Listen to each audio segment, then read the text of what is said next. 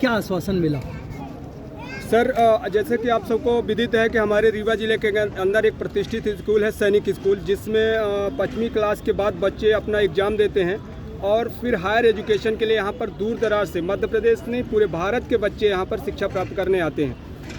जैसे कि आप सबको पता है कि 12वीं क्लास के 71 बच्चों को सैनिक स्कूल प्रशासन ने बाहर का रास्ता दिखा दिया था एक डिसिप्लिन के नाम पर। मानता हूं कि हर संस्थान का अपना एक नियम होता है, कानून होता है, डिसिप्लिन होता है, डिसिप्लिन का दायरा होता है। मैं एक सैनिक हूं और डिसिप्लिन के दायरे में मैंने 16 साल 8 महीने सेना में सर्विस किया।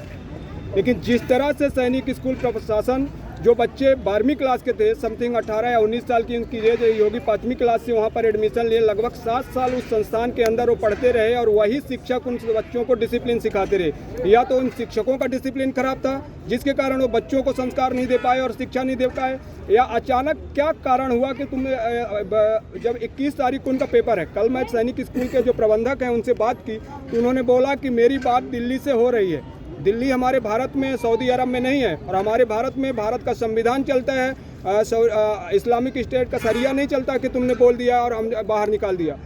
मैंने उनसे बोला कि भैया बच्चे में गलती थी, 71 बच्चे तो गलती कर नहीं सकते। उन्होंने बोला कि उन्होंने कांच का शीशा तोड़ दिया था। एक बच्चे के, एक स्कूल के शिक्षक के गाड़ी का कांच का शीशा टूटने से आपने 72 बच्चों के भविष्य पर टाका मार दिया, दिल तोड़ दिया। वो बच्चों को आपने निकाल दिया जो बच्चे 21 तारीख को इसी परसों उनको पेपर देना है। कितना मानसिक दबाव में रहे होंगे। एक तो पेपर का दबाव उनका, दूसरा आपने बाहर निकाल दिया उसका मानसिक दबाव। आप सुनते हैं कि राजस्थान, कोटा, कहाँ कहाँ बच्चे पढ़ते हैं और पढ़ाई के क्या मिला आश्वासन?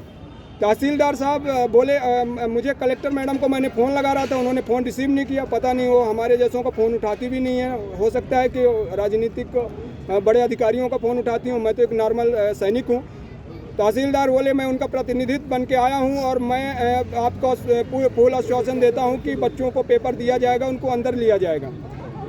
और हमारे वरिष्ठ जो पत्रकार हैं उन सभी लोगों ने मुझे फ़ोन किया तो आप सबके कहने पर मैंने नीचे आया हूं। लेकिन परसों उनका पेपर है 21 तारीख को, आज 19 है, कल 20 है, कल का टाइम है। अगर कल के अंदर बच्चों का पेपर और सही रूटीन उनके भविष्य के साथ जरा भी खिलवाड़ हुई और मुझे पता चला तो ये समझ लीजिए कि उनके लिए अच्छा नहीं होगा और मेरे लिए भी अच्छा नहीं होगा। क्योंकि मैं ऐसा शख्स हूँ कि हमारा ना बच्चा उसमें पढ़ रहा, ना मेरे रिलेटिव को पढ़ा रहा, ना किसी का पढ़ा रहा। लेकिन किसी के बच्चे के भविष्य के साथ खिलवाड़ करना न्यायोचित नहीं है, जबकि वो बच्चे जो देश के भविष्य हैं और आने वाले समय में इन्हीं जैसे तहसीलदार और एसपी, कलेक्टर बनकर किसी जगह पर, संस्थान पर स्थापित हो। और ऐसे भविष्य को तुम स्टार्टिंग में ही जड़ काट देना बड़ा मतलब हमारे समझ से बहुत गलत फैसला है। अपना नाम बता दीजिए। मेरा नाम पूर्व सैनिक यज्ञ प्रताप सिंह है। मैं साबका सैनिक संघर्ष कमेटी का प्रदेश अध्यक्ष हूँ। मेरे साथ में मेरी सहयोगी संगठन बिंदपुर सैनिक है जो मेरे साथ में मेरा सहयोग कर रहा था और सभी मेरे साथी मेरे साथ थे। मेरा मकसद ना तो सिस्टम को